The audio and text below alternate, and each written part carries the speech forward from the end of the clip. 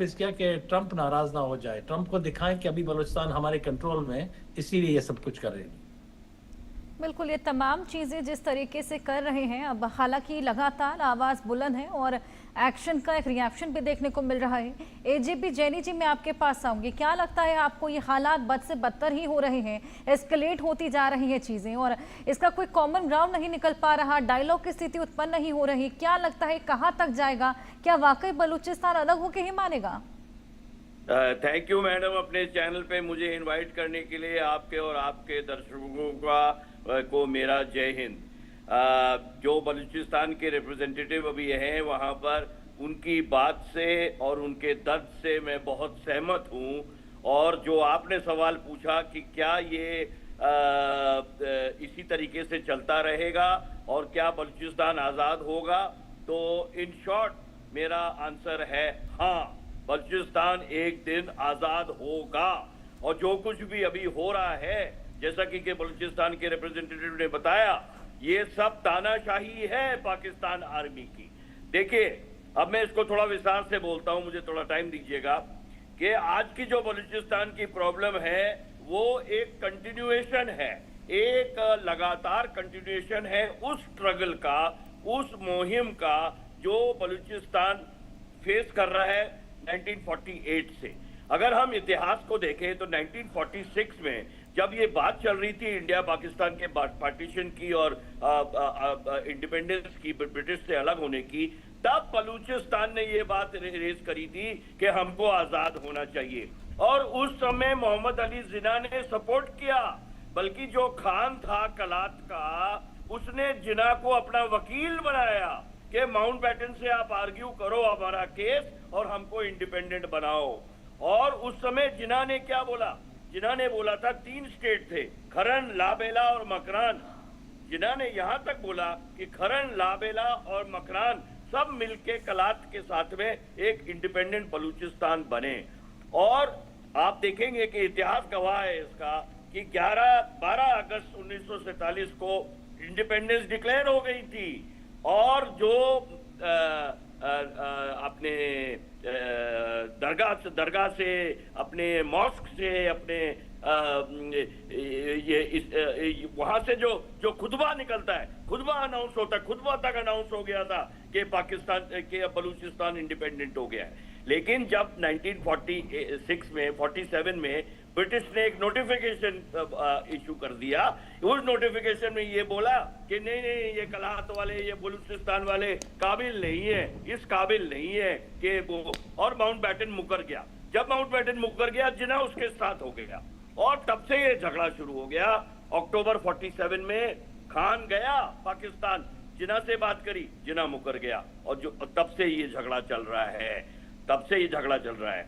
और आप देखेंगे कि धीरे धीरे 50s, 60s, 70s, 3-4 दशक निकल गए और जैसे जैसे बलूचिस्तान की आवाज उठती रही इंडिपेंडेंस की, वैसे वैसे पाकिस्तान का अत्याचार और पाकिस्तान का जबरदस्ती कब्जा वहां पर होता रहा है। आज की हालत ये हो गई है कि बलूच अब चुप होने वाले नहीं है। इनके कितने लीडरों को मरवा दिया, और वो हम देख भी पा रहे हैं जिस तरीके से लगातार आवाज बुलंद की जा रही है। मेहराज जी, आपके पास में आऊंगी। इनके लीडर बुक्ति को मरवा दिया उन्होंने, इनके मिलिट्री लीडर्स को मरवा दिया। अब बलूच चुप नहीं होंगे और बलूच अब उनके ट्रेन पर अटैक कर रहे हैं, पाकिस्तानी आर्मी पे अटैक कर रहे हैं। जो सीपेक के, जो चाइना के लोग सीपेक में लगे हुए हैं, जो बलूचिस्तान के अंदर में कहने को डेवलपमेंट कर रहे हैं, उनके ऊपर अटैक कर रहे हैं। बलूच अब चुप नहीं होंगे। बलूचीज को हमने कोई कम नहीं समझना चाहिए। पाकिस्तान आर्मी से वो ईमान, धर्म और एजेपी जैनी जी, यहाँ पर अब चुप होना भी नहीं चाहिए, क्योंकि जो तमाम खनिज हैं उनका फायदा अगर बलूचिस्तान को ही ना मिल पाए तो फिर ये तो बेहद गलत बात। चलिए मेहरान जी, मैं आपके पास आऊंगी। क्या कभी डायलॉग की स्थिति क्यों नहीं उत्पन्न हो पाई? क्या कभी डायलॉग की स्थिति, मतलब इसको लेकर बातचीत हुई भी थी, या फिर कभी डायलॉग हो ही नहीं पाया, कोई ना कोई आंतरिक कला बढ़ता ही चला गया? क्योंकि देखिए, ये कोई 2 देशों की लड़ाई नहीं है, ये आपस में देश के अंदर ही एक कला है जो पैदा हुआ पड़ा है और एस्केलेट हो रहा है। तो क्यों नहीं कोई कॉमन ग्राउंड निकाला जाता या फिर इस मुद्दे को लेकर बातचीत की जाती? एब्सोल्युटली, मैं आपके पॉइंट को कॉन्ट्रडिक्ट करता हूं। ये 2 देशों के बीच में ही लड़ाई है, ये कोई अंदरूनी मसला नहीं है। इसको तो ना पाकिस्तान इसको डाइल्यूट करके बिल्कुल लोगों को गुमराह करने के बोले हमारा अंदरूनी मसला, ये तो एब्सोल्युटली अंदरूनी मसला नहीं है। जो दो देशों का लड़ाई है, एक मुल्क ने दूसरे मुल्क पे नाजायज तौर से कब्जा किया है, उस कब्जे के खिलाफ हम रिवोल्ट कर रहे हैं, हम आज़ादी का जद्दोजहद चला रहे हैं। ये एक देश का बिल्कुल ही बात नहीं है। इस टर्मिनोलॉजी से बहुत रिफ्रेन किया जाए। हम कोई पाकिस्तान का ना हिस्सा थे, ना हिस्सा है, ना कभी हिस्सा होंगे। तो ये बिल्कुल दो मुल्कों का लड़ाई है, और इसको वैसे ही देखा जाए तो मैं हमेशा यही कहता हूँ कि उक्राइन हो, फलस्तीन हो, और सबको इसको कश्मीर जैसा इक्वेट नहीं करना चाहिए, खालिस्तान जैसा इक्वेट नहीं करना, इसको फलस्तीन और उक्राइन के साथ इक्वेट किया जाए। एग्जैक्टली वही सिनारियो है। बिल्कुल। हमारे साथ एक और मेहमान जुड़ गए हैं, कर्नल रिटायर्ड मयंक चौबे जी, जो कि डिफेंस एक्सपर्ट हैं। उनके पास भी चलेंगे, इस पूरे मुद्दे को लेकर बातचीत करेंगे। कर्नल मयंक चौबे जी, हम लोग यहाँ बात कर रहे हैं किस तरीके से बलूचियों पर लगातार पाकिस्तानी सेना प्रहार बरसा रही है, लेकिन उसका पूरा बदला लेते हुए BLA लगातार घमासान मचाए हुए हैं, पाकिस्तानी सैनिकों को खदेड़ रहा है। लेकिन यहाँ पर एक नया ट्रम्प कार्ड जो कि अब पाकिस्तानी सेना ने, पाकिस्तान की सरकार ने चलाया है कि वहाँ पर आपातकाल घोषित करते हुए इंटरनेट की सेवा को ही बंद कर दिया है। देखिए हर्षा जी, इस समय जो मामला पाकिस्तानी आर्मी फेस कर रही है वो ये है कि 2 दिन के बाद में 11 तारीख को बलूचिस्तान की यौम आज़ादी है, उनका इंडिपेंडेंस डे है। 11 अगस्त 1947 को बलूचिस्तान ने अपने आप को आज़ाद घोषित किया था, पाकिस्तान की आज़ादी से काफी पहले। पाकिस्तान को यह डर है कि बलोच जो है अपनी आज़ादी मनाएंगे, जश्न मनाएंगे, और दुनिया भर में इसका ढिंडोरा पीटा जाएगा, लोग इसको देखेंगे।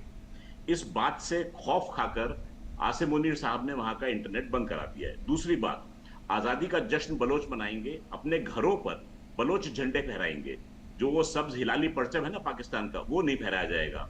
अब पाकिस्तान हमेशा क्लेम करता है कि ये टेरिटरी जो है वो पाकिस्तान का है, लेकिन बलोच जो है वो मेंटेन कर रहे हैं कि ये उनकी टेरिटरी है। उनकी जंग जो है वो अस्मिता की है, सेल्फ एस्टीम की लड़ाई है उनकी, और ये लड़ाई मुझे जीतते हुए दिखाई दे रहे हैं इस समय। तो पाकिस्तान की फौज जो है वो खौफजदा है, उनकी पूरी की पूरी डिवीजन क्वेटा के अंदर गैरिजन में छुप कर बैठी हुई है। मेरे ख्याल से जानी साहब ने बताया भी होगा कि फौज का रोल होता है बाहर निकलकर एरिया को डोमिनेट करना। इस समय मामला बिल्कुल उल्टा है, फौज डर के मारे दुबक के बैठी है गैरिजन में, और बलोच लड़ाके जो हैं वो बिना खौफ के सड़कों पर उतरे हुए हैं और पाकिस्तानी सेना पर और पाकिस्तानी इर्रेगुलर्स के ऊपर अपनी मर्जी से हमला कर रहे हैं और उनको डरा के रखा हुआ है। ऐसी घटना भी हुई है कि बलोच लड़ाकों ने 500 पाकिस्तानियों की जान बख्शी थी और उनको वापस पंजाब जाने दिया था बसों में बैठकर। तो इस समय हालात ये हैं कि बलोच जो हैं वो पाकिस्तानी आर्मी से कहीं ज्यादा डोमिनेट कर रहे हैं, और मुझे ये आजादी की मुहिम एक फाइनलिटी तक जाती हुई दिखाई दे रही है। बिल्कुल, यहाँ पर फिलहाल ये आंतरिक कलह केवल बढ़ता हुआ चला जा रहा है और कोई भी निष्कर्ष इसका नजर नहीं आ रहा। और AGP जैनी जी, आप कुछ कहना चाह रहे हैं? हाँ, मैं ये कहना चाह रहा हूँ हर्षा कि ये अभी हो क्यों रहा है। एक तो जैसे कर्नल साहब ने बहुत सही बताया कि बलूच अब अपनी आजादी उनके अपने नजर के सामने दिखाई दे रही है। आज नहीं तो कल, नहीं तो परसों आने वाले समय में बलूचिस्तान आजाद होगा। तो अब जो 11 अगस्त का दिन था, जब 11 अगस्त 1947 में उन्होंने अपना परचम लहराया था और अपने मस्जिदों से खुताब अनाउंस किया था कि हम इंडिपेंडेंट हो गए हैं, वो बात अलग है कि जिन्ना और माउंटबेटन बाद में पलट गए और उनको इंडिपेंडेंस नहीं दिया और पाकिस्तान आर्मी ने जाके जबरन कब्जा कर लिया और अत्याचार वहां पे शुरू कर दिया। और अब की हालात ये हो गए हैं कि क्योंकि पाकिस्तान देख रहा है कि मिस्टर ट्रंप का हाथ उनके कंधे पर है, तो वो अपने आप को बुलंद समझ रहे हैं। वो सोचते हैं कि जो कुछ भी कर देंगे। अरे इंटरनेट आप बंद कर दोगे तो कौन सा आप बलूच लोगों के जो आजादी के जो अरमान है, जो आजादी का जो उनमें बुलंद जज्बा है, उसको कहाँ लेके जाएंगे? वो इंटरनेट से थोड़ी बंद हो जाएगा। आज नहीं तो कल बात कोई ना कोई और रास्ता निकालेंगे बलूची और हमला करेंगे इनको। अभी तक तो वो 500 आदमी जैसे कर्नल साहब बता रहे थे माफ कर दिए, बसों में भेज दिए, अब वो माफ भी नहीं करेंगे, उनका पूरा गला काट के साफ करेंगे। पाकिस्तान आर्मी दबाव में है। सिंध में देख लें आप बलवा चल रहा है, पाकिस्तान POK में बलवा चल रहा है, गिलगिट बाल्टिस्तान में गलबा चल रहा है, ये खैबर पख्तूनवा एरिया में बलवा चल रहा है, हर जगह चल रहा है। भारत से मार खाई चुके हैं सिंदूर में। अब उनके पास भी कोई इसी किस्म के जो ऊद पटांग किस्म के वो रह गए। अब रही बात हमारी, देखिए हमारे तो प्रधानमंत्री जी ने लाल किले से बोला था कि बलूचीज के साथ हम खड़े होंगे और बलूचीज की जो आजादी है उसके लिए हम आवाज उठाएंगे। अब समय आ गया है, हमको बलूचियों का पूरा साथ देना चाहिए, politically, physically, morally, financially, technologically. We should help the Baluchis. And if India starts helping Baluchis, the bloody Pakis will have nowhere to go. They will have no रास्ता, वो पानी भी नहीं मांगेंगे अगर इंडिया बलूच वालों को खुलकर जो है सहायता देता है। क्या सहायता दे रहे होंगे हमारे इंटेलिजेंस वाले, रॉ वाले, मैं उसका प्रीवी नहीं हूं, मैं नहीं जानता, इसलिए मैं नहीं कह सकता। लेकिन हमें पूरी सहायता देनी चाहिए बलूचीज को, क्योंकि बलूचिस्तान का साथ में उनके जब कभी भी लीडर रहे हैं, बुख्ती उनके लीडर थे, फिर उसके बाद में खान जो थे, कलात के खान, ये सब हमारे बड़े हमदर्द थे। लेकिन इनको मरवा दिया गया पाकिस्तानियों ने, इनको मर्डर करा दिया और अभी सीपैक आ गया वहां पे सारे। बिल्कुल, एजीपी जैनी जी, मेहरान जी भी हमारे साथ लगातार जुड़े हुए हैं, उनके पास भी चलते हैं। मेहरान जी, डोनाल्ड ट्रंप के हस्तक्षेप को लेकर आप क्या कुछ कहेंगे? वो तो आजकल लगातार पूरी शह दे रहे हैं पाकिस्तान को, यहाँ तक कि उनको गुमराह भी किया गया। एक ऑयल डील जो साइन हुई है, ऐसा कहा गया था कि वो पाकिस्तान के पंजाब में ऑयल डील हुई है, लेकिन हुई असल में वो बलूचिस्तान में ही है। एक बार फिर से यहाँ पर गुमराह करके बलूचियों पर ये एक नया प्रहार। जी, गुमराह नहीं, मैं हमेशा कहता हूँ आपके चैनल पे उस पर चूरन बेचा गया है। वो बेचारा पैसे के पीछे इतना पागल है, वो किसी और चीज को, सियासी बंदा है नहीं, वो तो बिजनेस बैकग्राउंड का आदमी है। वो भी थोड़े अनफॉर्चुनेट घटिया टाइप के बिजनेस बैकग्राउंड का, खाली फोकस ही पैसे और नोट उसको नजर आते हैं। तो उनका और मुल्ला मुनीर का एक चीज बहुत कॉमन है, तो और कुछ पहलू देखते भी नहीं है। चूरन बेच के बोला कि इधर ऑयल डील, कौन सा ऑयल डील है जी, उसको बेवकूफ बना रहे हैं। मेरे अमेरिकन एडमिनिस्ट्रेशन भी समझ रहा है कि this is not the reality. बिल्कुल, ये आपने बिल्कुल सही बात की कि डोनाल्ड ट्रंप एक बेहद बड़े बिजनेसमैन के तौर पर हर चीज़ अपने माइंडसेट में रखते हैं, और उसी के बाद ये ऑयल डील, और कहीं ना कहीं वो वाकई अवेयर होंगे भी कि इस तरीके की ऑयल डील हो रही है, और वो बलूचिस्तान में ही हो रही है जहाँ के लोग ऑलरेडी आज़ादी की मांग कर रहे हैं। खैर, अब देखना होगा आगे क्या होता है, ये आंतरिक कला कितना बढ़ता है और कब तक आज़ादी मिल पाती है। लेकिन बहुत शुक्रिया